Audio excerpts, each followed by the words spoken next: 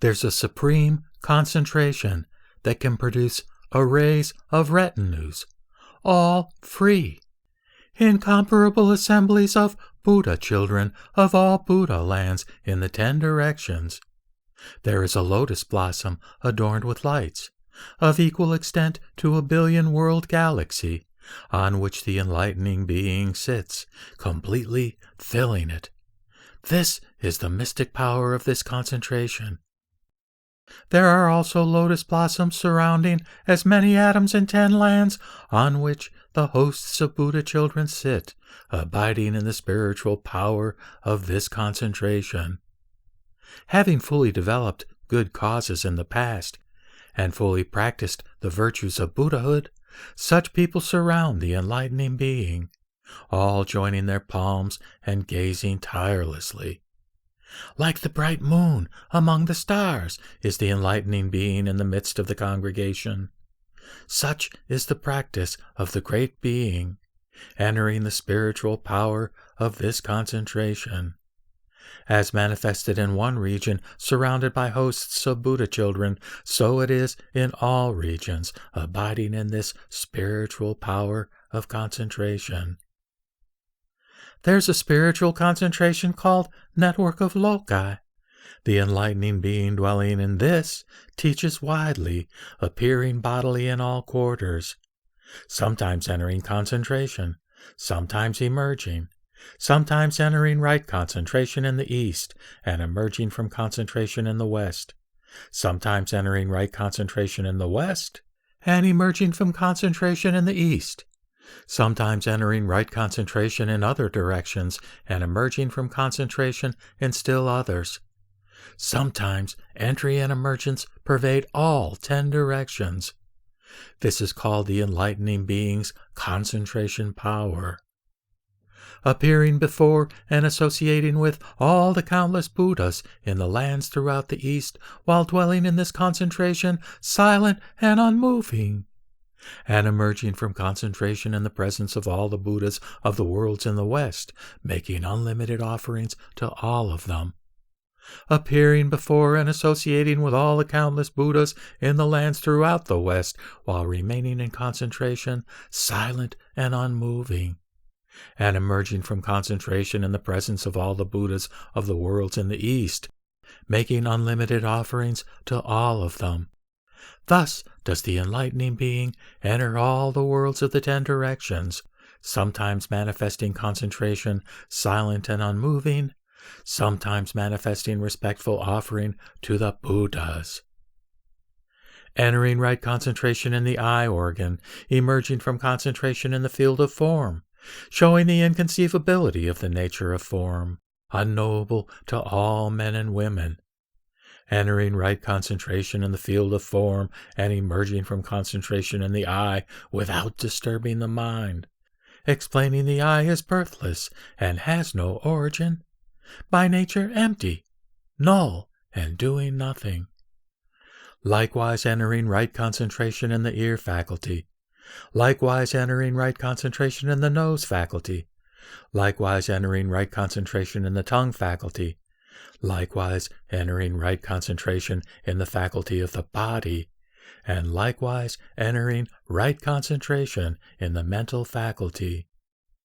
Emerging from concentration in the field of phenomena, discerning the characteristics of all things, unknowable to men and women.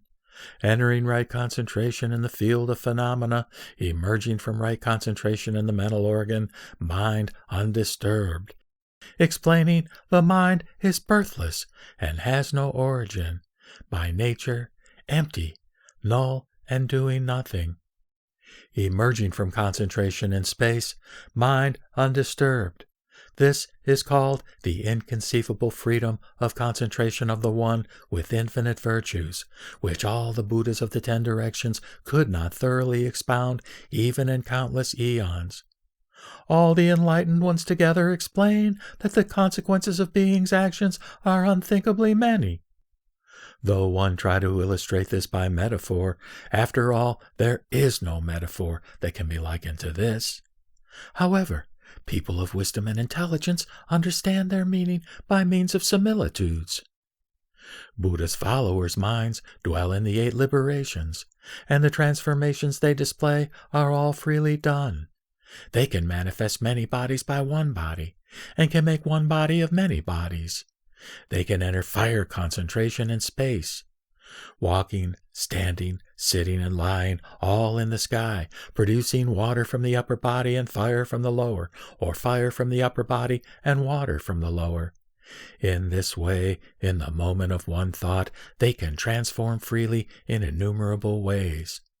They do not fully have great compassion, and do not seek Buddhahood for the sake of all beings, yet still they can manifest such inconceivable things. How much more is the power of the great benefactors, enlightening beings? Like sun and moon traveling throughout space, their lights, reflections, appearing in all places, in springs, ponds, reservoirs, and water and vessels, in jewel-like rivers and seas, they reflect everywhere. So it is with the forms of enlightening beings. They appear everywhere, inconceivably. This is all the freedom of concentration, which only the enlightened can completely realize. Like images of 4 armies in the ocean water, each distinct, not merging or mixing, their swords, spears, bows, and arrows are many and diverse. Their armor, helmets, and chariots are not the same. Whatever the differences in the forms they have, all are reflected in the water. Yet the water itself does not discriminate. The concentration of enlightening beings is also like this. In the ocean are spirits called good at sound, whose voices universally adapt to all creatures of the sea, and who completely understand all their languages, and make them all joyful and happy. Those spirits have greed, malice, and folly, yet they can still understand all sounds.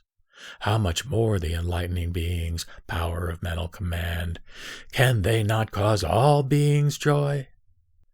The consequences of sentient beings' actions are inconceivably many.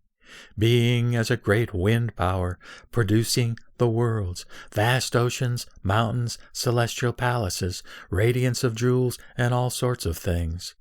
They can also produce clouds and bring rain, and can disperse and dissolve all cloudiness, and can ripen all grains, and can comfort the living. The wind cannot learn transcendent wisdom, or learn the qualities of Buddhahood, yet still can perform inconceivable deeds. How much the more so one who fulfills all vows. The doors of liberation of the enlightening beings cannot be revealed by any similes, but I have, with these metaphors, said something of their free power. Foremost knowledge, vast wisdom, true knowledge, boundless wisdom, extraordinary wisdom, supreme wisdom. Such a teaching has now been explained. This teaching is rare and most extraordinary. If people who have heard it can accept, can believe, absorb, praise, and explain it, this accomplishment is to be considered most difficult. Of all the ordinary people in the world, it's hard to find one with faith in this teaching. If any diligently cultivate pure virtues, by the power of past cause they can believe. Among the creatures of all worlds are few who want to seek the vehicle of Buddha's followers. Those who seek solitary enlightenment are even fewer, and those who aim for the great vehicle are very hard to find. But striving for the great vehicle is still easy compared to the greater difficulty of believing this teaching.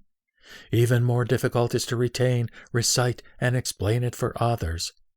To practice according to the teaching and truly understand it, to hold a galaxy in one's hand without moving for 1 eon, is not to be considered difficult compared to believing this teaching. To pick up 10 Buddha lands in the hand and stand in space throughout an eon is not to be considered hard compared to believing this teaching.